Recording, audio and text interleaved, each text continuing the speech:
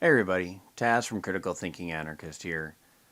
I'm just going to make a quick video on this one because one of my friends posted a meme on Facebook the other day and it said, I want it to be September 12th again, not with the tragedy of September 11th, but with the way everybody felt towards each other and acted towards each other. And that hit home pretty hard. I mean, it's crazy to think it's been 19 years since September 11th, 2001. I mean, you're talking, you have full grown adults at this point who have never been there since the World Trade Center collapsed, since it was destroyed, who are walking around right now and they're, you know, moving out of their houses and going to college and everything else. And they were never a part of that. And I will say, I mean, unless you're probably at least in your early teens, when it happened, it's very, very difficult to explain. It's very difficult to understand how the world was around that time. But one of the things that happened was that people came together.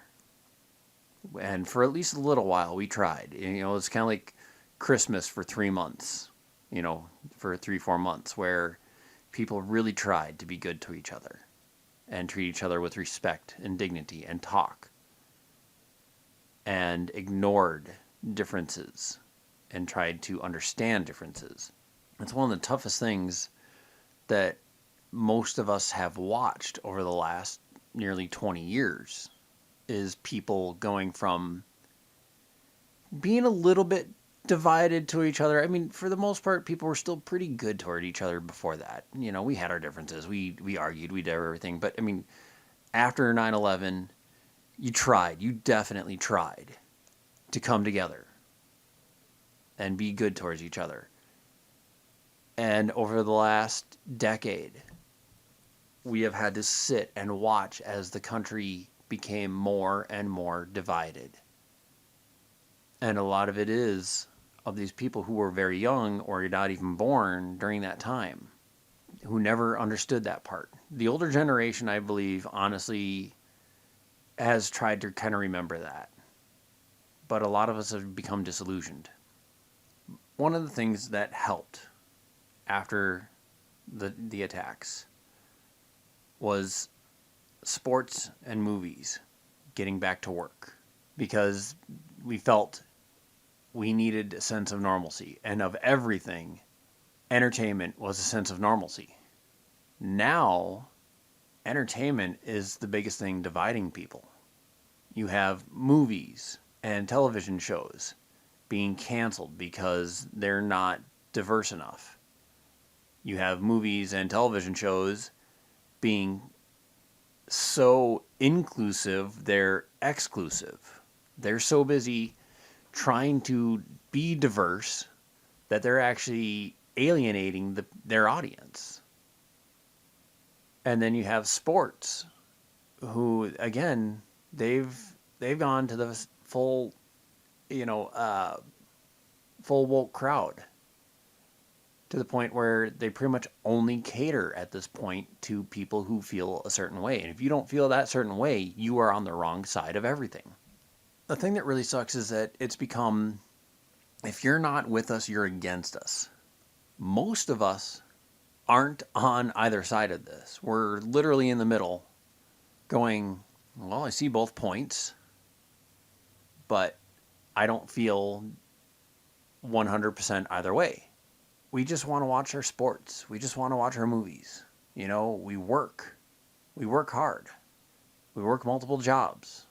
We're trying to make ends meet, trying to, keep our families fed, clothed, housed, and we want a distraction. When we come home, we want, a couple hours before we go to bed so that we go back to work the next day and do it all over again.